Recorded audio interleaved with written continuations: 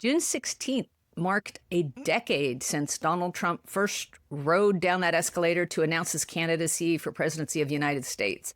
And back then, I was smack in the middle of writing One Long Night, a global history of concentration camps, and was immediately struck, as were many other people, by the similarity between his rhetoric and that of 20th century strongmen and dictators. It was kind of unsettling to me at that time to notice so clearly that this kind of rhetoric is really a universal rhetoric, and the brakes on it seem to be how strong are the institutions in a given place. Just as fascinating were the common ways that media outlets were trying to get a handle on him that also repeated efforts by newspapers 100 years ago.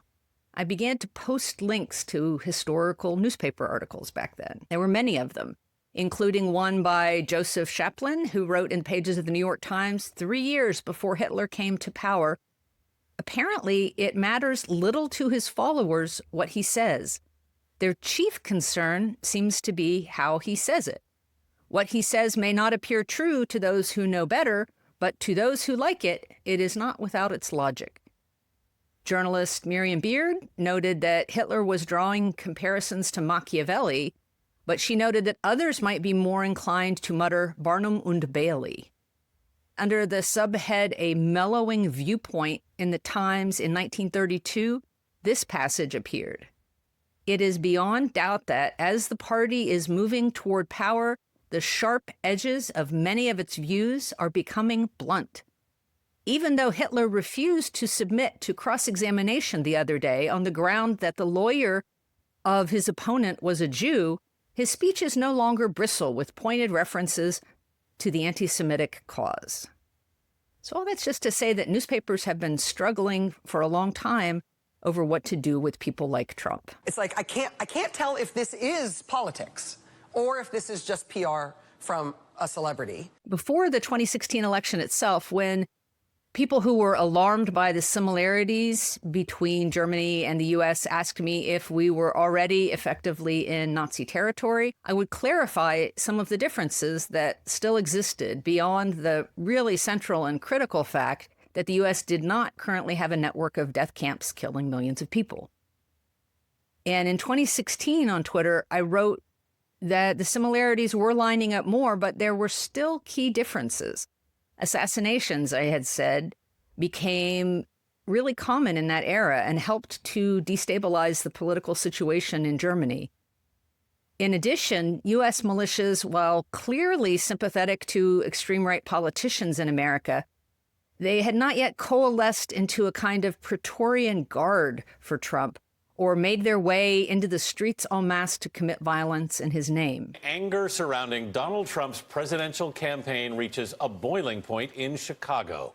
Last night, the Republican frontrunner canceled a campaign rally over security concerns when thousands of protesters gathered outside an arena at the University of Illinois and then flooded the venue where he was scheduled to speak. But now, a decade after his arrival on the scene, it's unfortunately true that many of those key distinguishing elements that kept the U.S. from being in a similar situation to Nazi Germany, as well as many other countries overtaken by authoritarianism in significant ways, are now gone. What do you have to say to people who are afraid, or who represent people who are afraid? We are all afraid. Okay? Today, I want to talk about what is currently keeping us from full-blown dictatorship and the ways we're tilting toward it, and to give you some suggestions about what these things mean in terms of priorities on how to take action.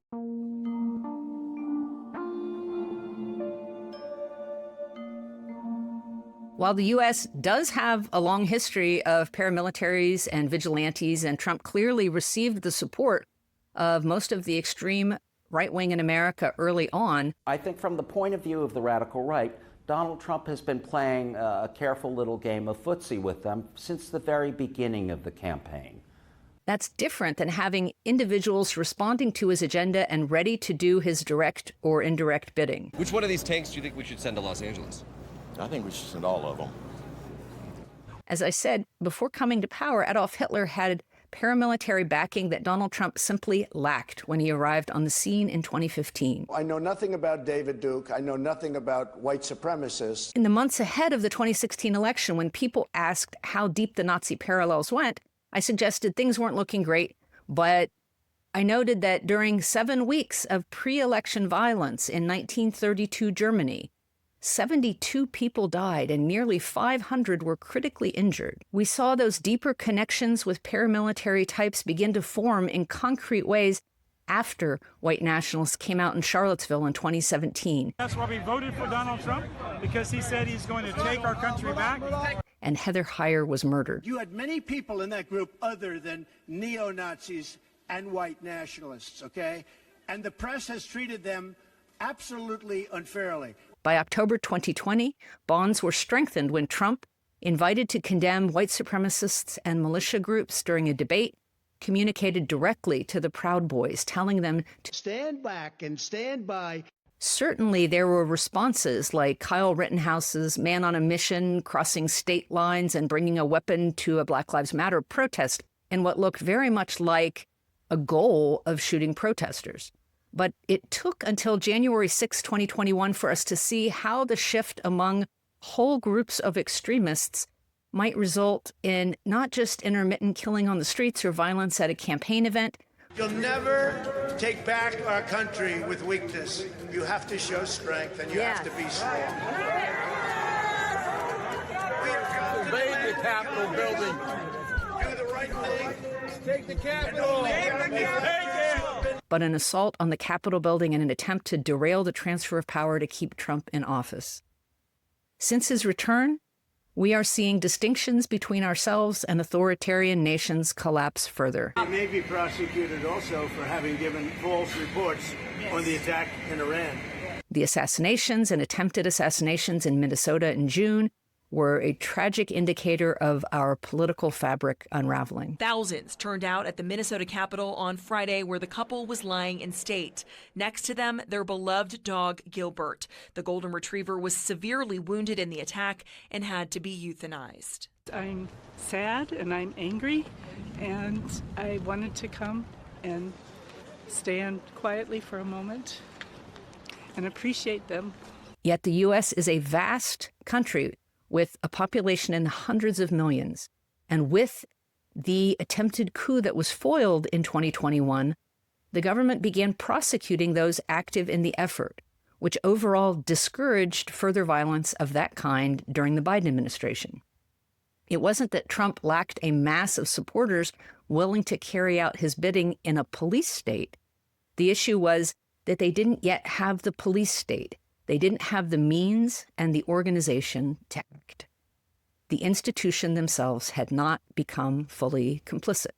In an effort to root out so-called quote-unquote rogue judges, Trump is turning to some of his closest allies after filling many of the top positions in his Department of Justice with his former attorneys. With his election last November, much of what Trump's allies have been doing on the ground is an attempt to create this kind of police state. Bouvet stated that DOJ would need to consider telling the courts "F you" and ignoring any such court order. Did you say anything of that kind in the meeting? Senator, I have no recollection of saying anything of that kind. One focused on removing foreigners that they target as undesirables.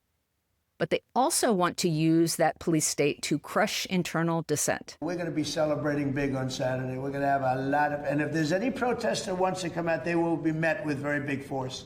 I've mentioned this before, and it shouldn't be taken as something to frighten you as much as I hope it will clarify what's going on and let you know how to take action. Even during his first administration, Trump actively lobbied to shoot protesters, punish political opponents with jail or violence, use power against reporters who criticized him, and worse. An 11th hour bombshell report quoting Trump touting the loyalty of Hitler's generals and reporting that Trump complained about picking up the tab for a fallen U.S. soldier's funeral, calling her an effing Mexican. At that point, people around him were discouraging him, but now they're abetting him. Just Monday, the administration announced stripping Americans of citizenship through denaturalization as one of its top 5 priorities for the Department of Justice going forward. When we see this kind of irregular detention growing, often it's accompanied in governments that go quite badly, that do bad things to their citizenry and to outsiders. It's accompanied by this wish to strip citizenship from people that you think don't deserve it. The same day, White House spokeswoman Carolyn Leavitt announced the administration would be open to an investigation aimed at revoking the citizenship of Zohran Mamdani, last week's winner of the Democratic primary in the race for New York City's next mayor. And a lot of people are saying he's here illegally. We're going to look at everything. But nowhere are the expanded efforts toward a police state more visible than in the massive surge in the budget bill related to immigration, the border, and detention. One of the untold stories about this big, ugly bill is the fact that Republicans are cramming it with tens of billions of dollars more for the Department of Homeland Security and for ICE. Along with benefiting the ultra-wealthy and cutting basic health services for millions of the poorest and most disadvantaged Americans, the budget bill has been crafted to make internal violence possible, to create a police state that can purge people based on race and ethnicity rather than any true concern about criminal activity. But to do that, you need a lot of money. In fact, the amount of money that Trump and Stephen Miller asked for ICE was so much that Rand Paul, the chairman of the Homeland Security Committee, said it was too much that they couldn't justify it. But what did they do? They did an end run around Rand Paul. They got Lindsey Graham, who's the chairman of the Senate Budget Committee, to essentially keep all of those additional monies and simply to disappear more people, not for public safety reasons. And money is what the bill would provide. More than $150 billion in additional funding to hire new ICE agents and add detention space. ICE has already signed new agreements with jails around the country. The bill passed by the Senate is perhaps the biggest red flag for the country since Trump's reelection, bigger even than Supreme Court corruption. I can't believe that we are asking the question, is the 14th Amendment to the Constitution constitutional? That is what, it is crazy. And I am sorry, but people need to call, this is crazy. It would give the administration the means by which to build a police state. Vance says Medicaid cuts are immaterial. ICE funding is the real priority in Senate bill. All done quasi-legally but under the auspices of Congress, which makes it much harder to fight in any comprehensive way.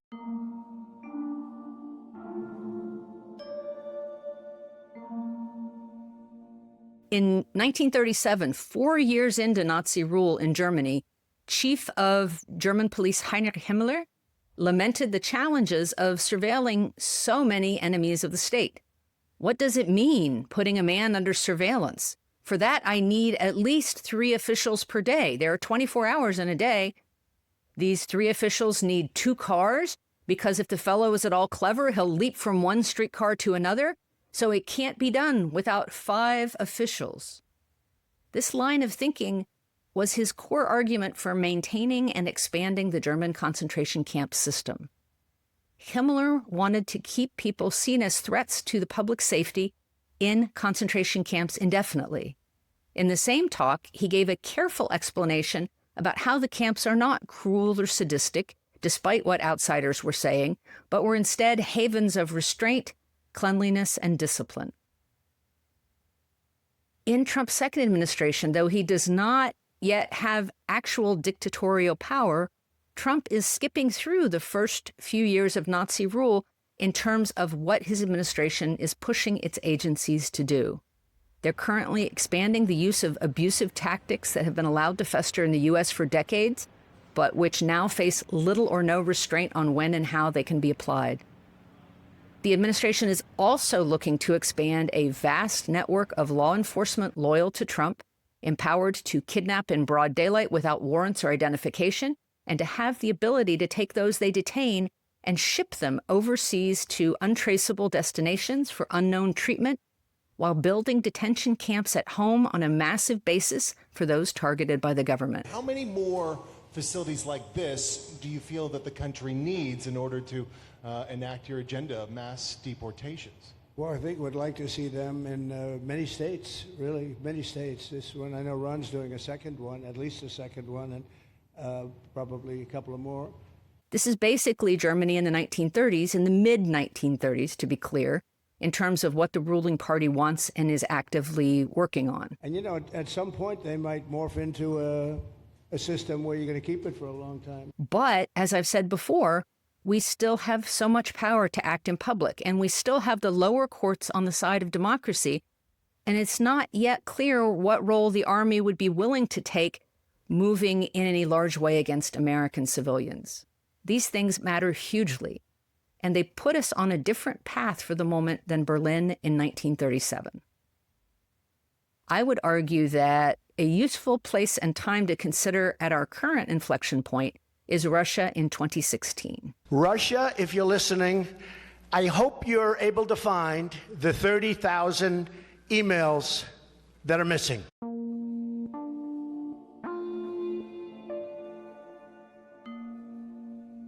In 2016, after returning to a presidency that he had exited, at least officially, Vladimir Putin established the Russian National Guard, the Rosgvardia, to keep internal peace for, quote, the good of society, the state, and law and order.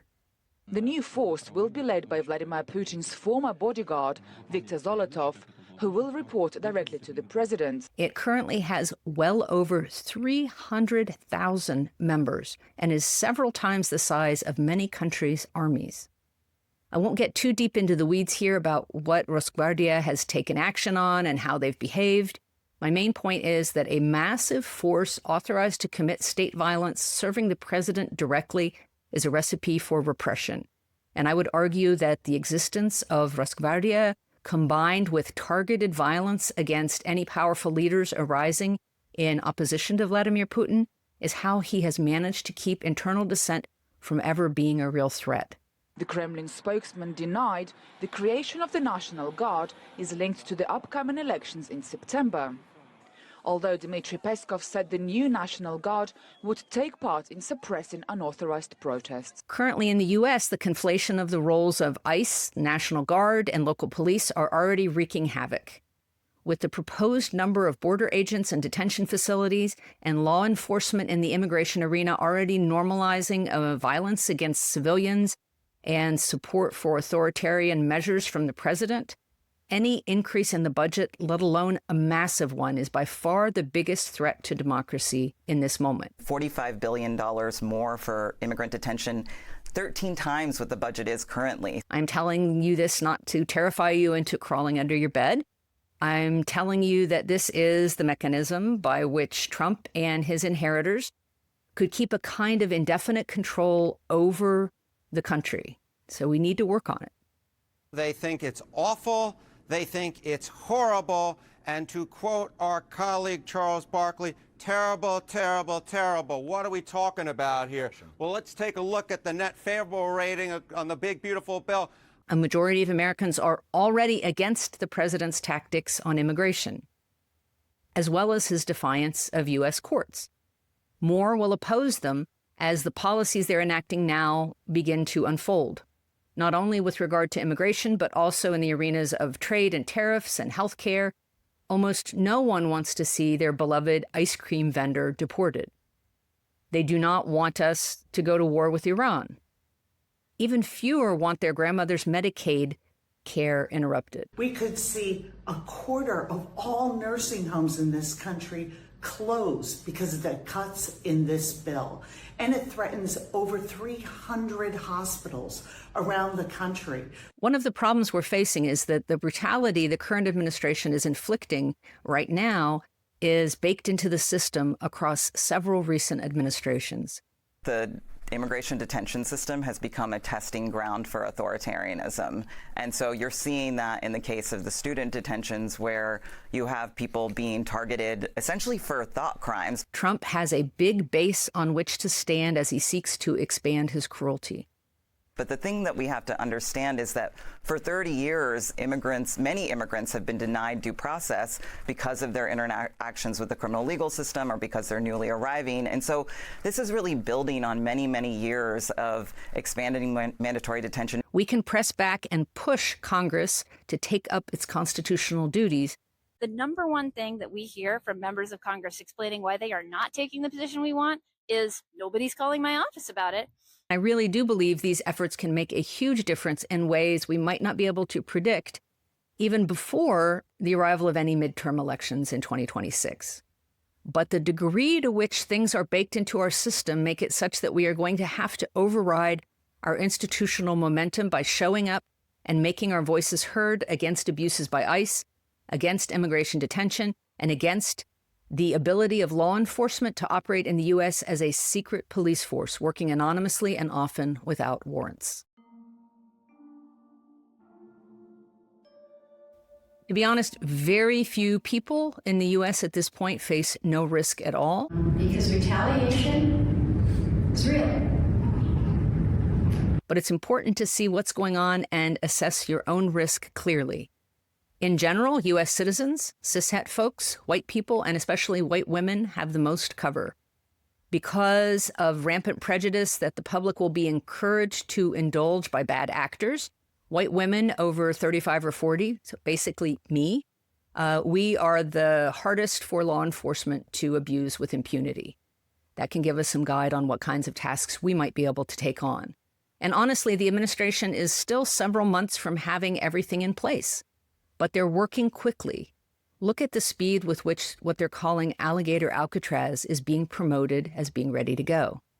I wouldn't want to run through the Everglades for long. Speaking of which, the sale of Alligator Alcatraz merchandise celebrating violence against detainees sparked immediate thoughts from a lot of people about lynching postcards from U.S. history and the way that this kind of extrajudicial violence was celebrated for a very long time. Activists would draw on photography as evidence. So they could somehow shake people out of their complacency and push them to join the fight against lynching. Right now, the administration is looking to create a community of atrocity to recruit people into a brotherhood of violence. They are celebrating their brutality. What can we do? Learn how to record ICE encounters. Learn about what is legal for private and for public areas. Hold agents and officials to it as often as you can, slowing them down when you can't stop them. And let me be clear, you will absolutely need to know how to keep yourself safe before you are involved in any of these tactics. But anyone can find out where detention is happening in your community and lobby your local officials to shut down access. I want to turn now to a growing movement of resistance against President Trump's brutal immigration crackdown. Become a court observer like Brad Lander. Find out who's working to address the needs of those targeted. Connect to church groups helping those communities, from those El Salvadorans and Haitians, Cubans and Iranians currently being targeted for removal despite fears of persecution in their countries of origins. We need a community that stands up against these behaviors publicly and shames supporters of draconian immigration policy to a degree that creates its own momentum against all this cowardice. Do I like this bill? No. The public already doesn't like what ICE is doing, but we need to make sure that what they're doing stays as public as possible. To do that, we need more than fear. We also need anger, and we need joy that imagines hope for a better thing that we're moving toward. There are already more of us than there are of them. We can recruit more people, and we can stop them. But first, we have to show up. And that's it. Thanks for listening to Next Comes What. Please share this with anyone who's looking for ways to help each other survive this mess.